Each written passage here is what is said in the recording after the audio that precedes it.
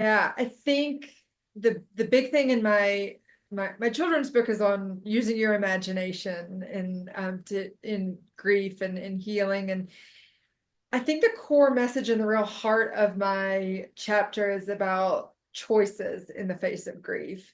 And I use that metaphor of the forks in the road to show that, because even when life feels out of control, which it's going to when you lose someone you love, it feels completely out of your control. We still have small choices we can make.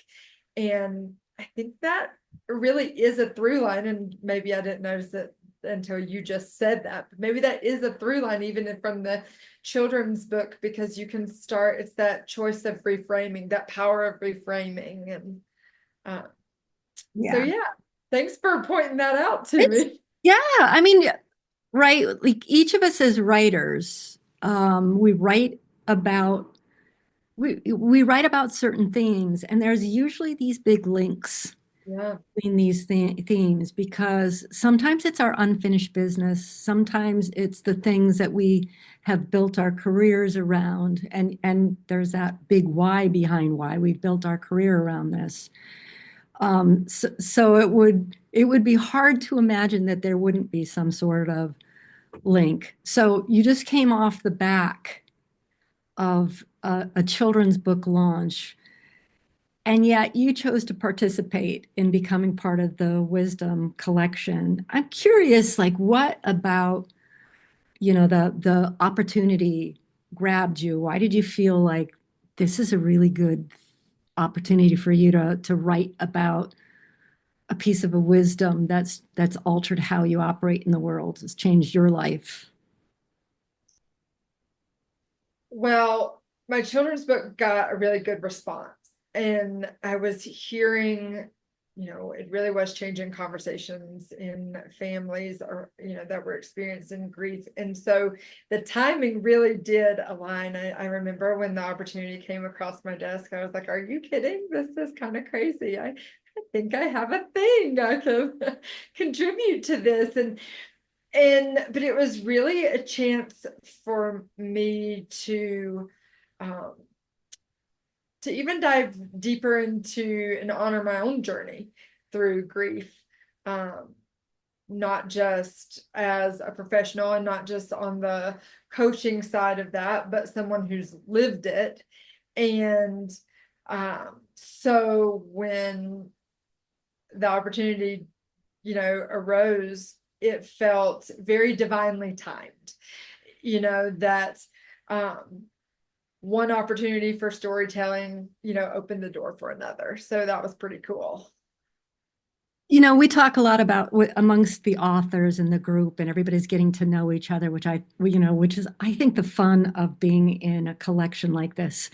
Yeah. That there's so many different authors with so many different messages, and they'll learn about what you wrote about, and vice versa. And people start linking each other and going, "Oh, we should do something," or the word on the street is like you're a fan favorite, that a lot of people have so attached to you and to your story and how deeply you went Mm, into your life and how this played out for you. And you really do share your soul yeah. on the pages of this book. And like what you share too is just like such a positive message.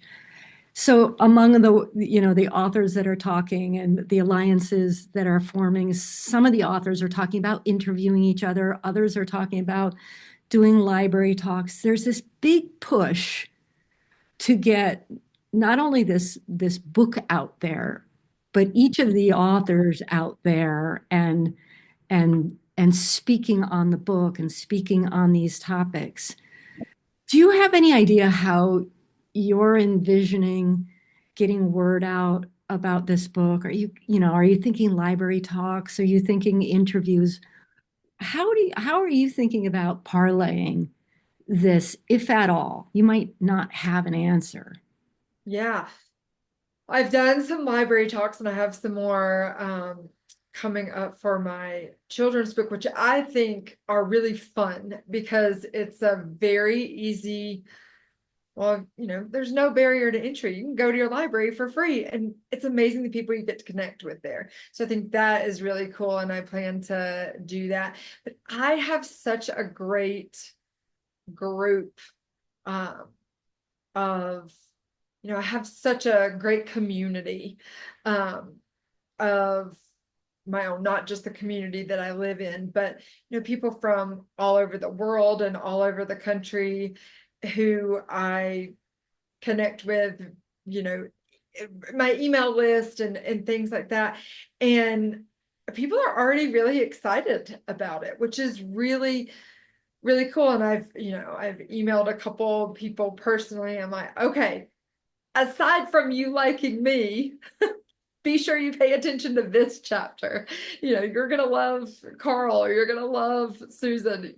So that community is really excited about this book. So I think that's really cool. Yeah, don't you like I love Carl because I've known Carl for a long Yeah. time and I love his writing. And I was talking to somebody and they said Carl is like, he's like a guy, but he's got such feminine energy. He's got a heart. He's such a heart-centered.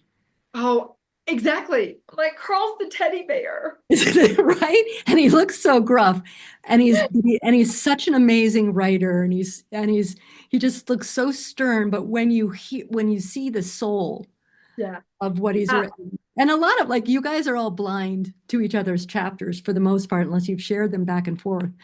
And like I think that it's funny how the connections have already started to form because when you sit down and you read each other's chapters, it's going to be like, oh my God, I knew I was in love with this person and I had no idea why, because right. that is gold. Crazy question. How do you envision growing this message in your life, in your professional life? How could this become the start of something great for you? Mm. Wow, that is a really good question. I think this really, because we've talked about the children's book, and that was a beautiful, experience and to put pictures to something. But to write something that is going to be for adults, that opened me up in a way that I hadn't really experienced before. And so I definitely foresee sharing more lived truths. Um, I mean, that's what this whole book is. But for me personally, I foresee that. I foresee a lot more writing and um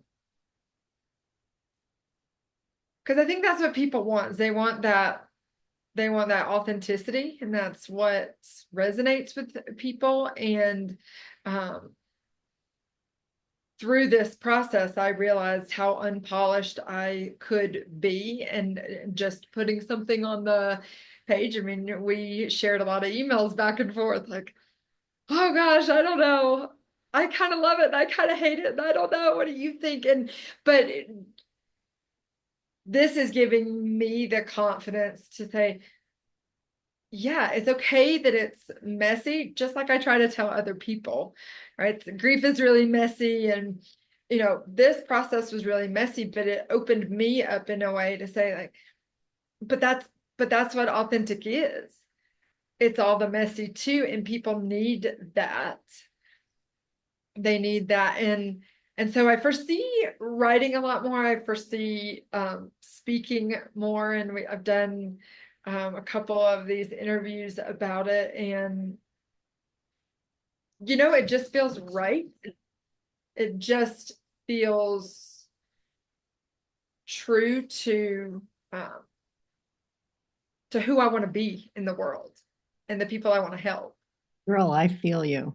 And we've talked about it before too, because both of us are recovering perfectionists. Uh-huh. I call myself a recovering perfectionist, but I have to battle this stuff every single day. And when you put something personal down on the page, it, it almost inspires more perfectionism because you are revealing something that if you don't get right or you misword it, then y- I don't know what we imagine is going to come at us or what we're worried about or how we're worried about being perceived. Although, like I've learned the hard way that just the more honest you are about how things have shaken out or how, how complicated life is or how you don't always think, you don't always want people eavesdropping on what you really think because it's Right. like so horrifying. Like you don't want to, God forbid anybody knows it, you think that way. But, and yet I think that's what brings, I think that's what brings people to us, like you said, um, admitting to the messiness. And I do think that the more you do it, and especially in a controlled setup like this, Mhm. the easier it becomes. Not that it ever becomes easy, Right. speaking from experience, but the easier it becomes just to, talk about these things and let the conversation happen without having to manage perception. I'm really looking forward to seeing how you open up Yeah. and how Thank you begin expressing yourself because you have so much depth and there's so much there. Um, you're beautiful on the outside, but man, are you beautiful on the inside. And I you. think sharing all of that is going to be such an adventure to behold. Yeah. Yeah, well, I thank you so much for saying that. That's really kind. Yeah, it feels like this is a real jumping off point where my work with people um, who are struggling with grief or even just big life transitions, right? It doesn't have to be loss necessarily, business or divorce or business changes, excuse me, or just big life transitions that can bring up a lot of stuff and a lot of grief. It's really, this feels like a real jumping off point for not keeping so quiet about that work, and not just, well, I don't have the time for a whole lot more clients. Like, no, I do. Yeah. I do.